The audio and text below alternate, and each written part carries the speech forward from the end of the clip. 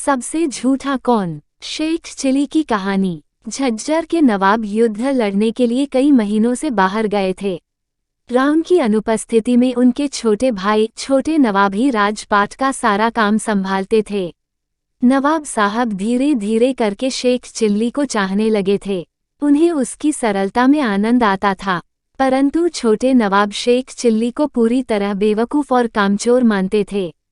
एक दिन उन्होंने भरी सभा में शेख चिल्ली को डांटा और उसका अपमान किया। एक अच्छा आदमी बताए हुए काम से भी कहीं ज्यादा काम करता है और एक तुम हो जो सरल से काम को भी ठीक ढंग से नहीं कर पाते हो, उन्होंने कहा।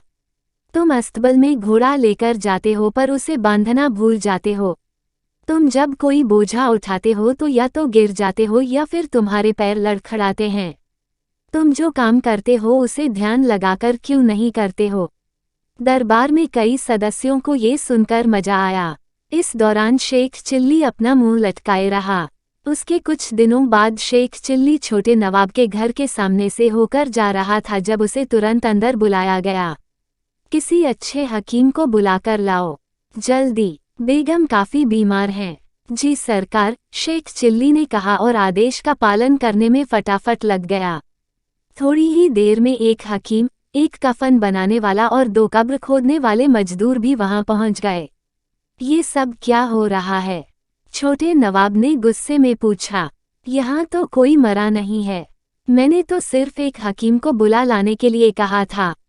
बाकी लोगों को कौन बुलाकर लाया है? मैं सरकार, शेख चिल्ली ने कहा। आपने ही तो कहा था कि एक अच्छा आदमी बताए गए काम से भी बहुत ज्यादा काम करता है। इसलिए मैंने सभी संभावनाओं को ध्यान में रखते हुए ये कदम उठाया। अल्लाह करे कि बेगम साहिबा जल्दी से ठीक हो जाएं। पर हारी बीमारी में क्या हो जाए ये किसे पता। छोटे नवाब राजपाट के काम में ज्यादा रुचि नहीं लेते थे। वो अपना अधिकतर समय शिकार, शतरंज या अन्य खेलों को खेलने में बिताते थे। एक दिन उन्होंने एक प्रतियोगिता रखी जिसमें सबसे बड़े झूठ बोलने वाले को विजयी घोषित किया जाना था। जीतने वाले को सोने की 1000 दिनारें भी मिलनी थीं। कई झूठ बोलने में माहिर लोग इनाम जीतने के लिए सामने आए। एक ने कहा, सरकार, मैंने भैंसों से भी बड़ी चींटियां देखी हैं जो एक बार में 40 सेर दूध देती हैं। क्यों नहीं? छोटे नवाब ने कहा, ये संभव है सरकार। हर रात मैं चंद्रमा तक उड़ते हुए जाता हूँ और सुबह होने से पहले ही उड़कर वापस आ जाता हूँ। एक अन्य झूठ बोलने वाले ने डींग हाँकी।